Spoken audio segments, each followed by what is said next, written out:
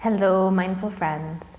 Today we're going to be talking about self-love and why it is the most important foundation for all healing and transformation. So this is the topic of my next class series coming up starting February 18th.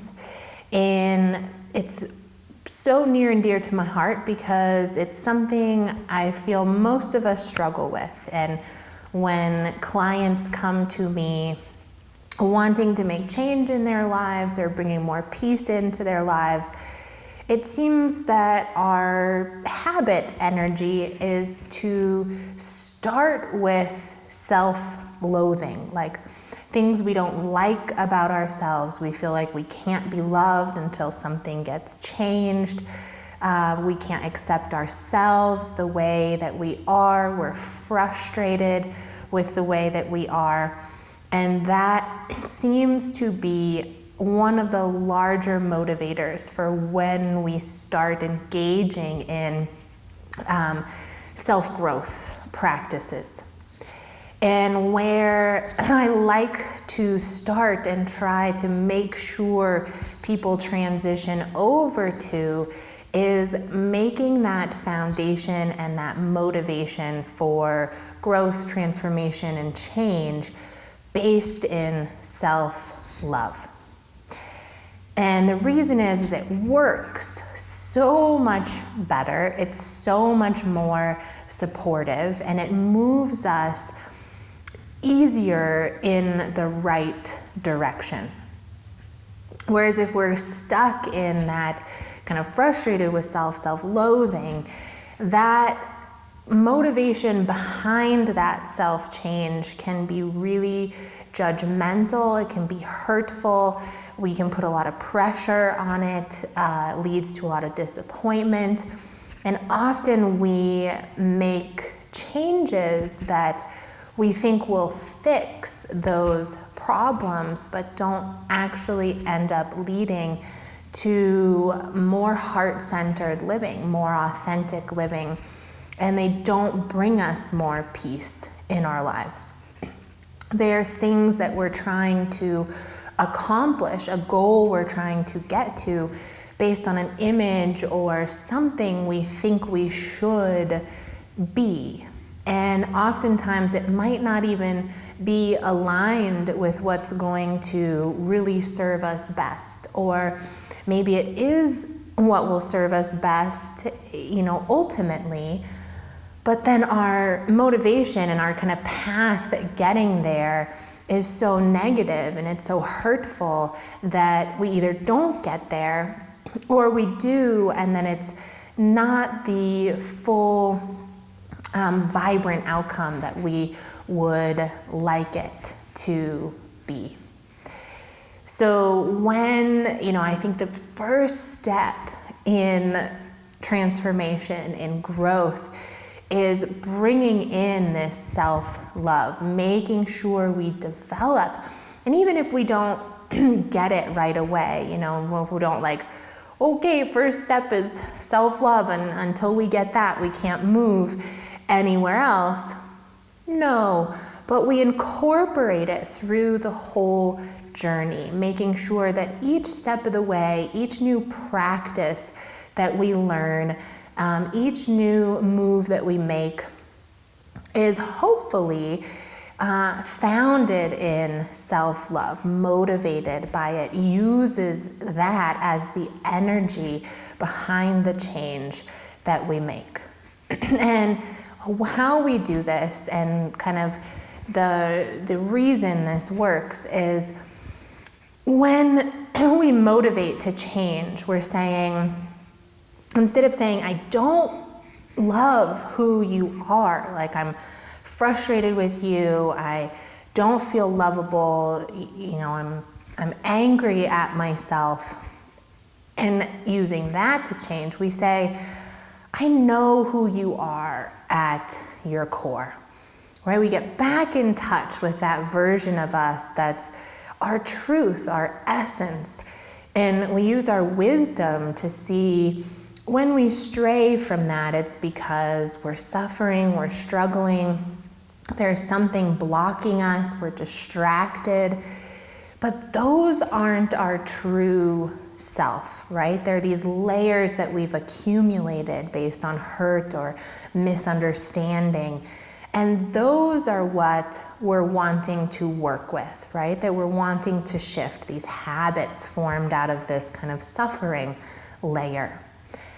But that's not who we want to identify with as we're going through the transformation process. We want to make sure that at the base, we're mostly grounded in and identifying with this true essence of who we are. And we're this light, at the break through all those layers, and at the center, there's this genuine goodness of who we really want to be in the world. Like, we have this love within us. We want to be peaceful beings. We naturally are, compassionate. We want to be accepting, feel gratitude. So we always start with realigning with that heart space. Like, this is who I am. Identify with this. And when we start there, now we're saying, I love who you really are. I want to get back to that. That's my motivation for change. I want to make sure that side of me can shine through and be how I'm showing up in the world. And the changes that we make are always motivated to get back to that heart center, get back to who we really are. And that's this being that is totally lovable, always worthy of love. We're always worthy of love. And we want to get back there and recenter on that. And our healing is then, okay, we use all that understanding and compassion to kind of melt through those outer layers.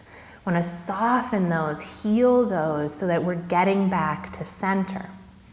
Now, when we do it this way, self-love is the motivation.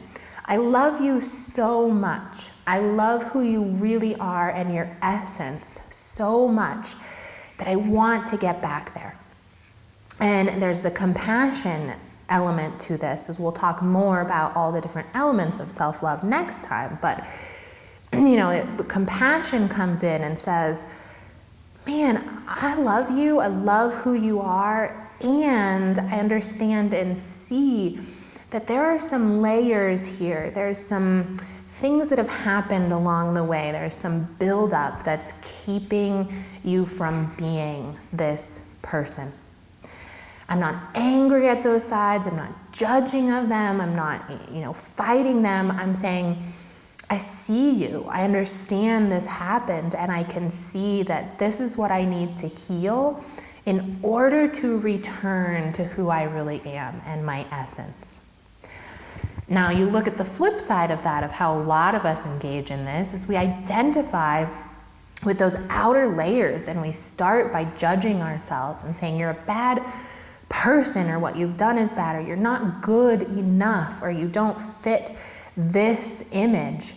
And we're not connected at all to our essence. We're not basing it at all on who we are at core and who we want to get back to. We're just saying, this is the you I hate that I want to get away from. And we're identifying too much with those hurt outer layers. And then we go in and we battle and we fight. We put limits on ourselves and regimens and diets. And we're trying to battle these outer layers that are these shell that we've developed. And we reprimand ourselves when we don't make it. We feel disappointed. We feel discouraged, let down.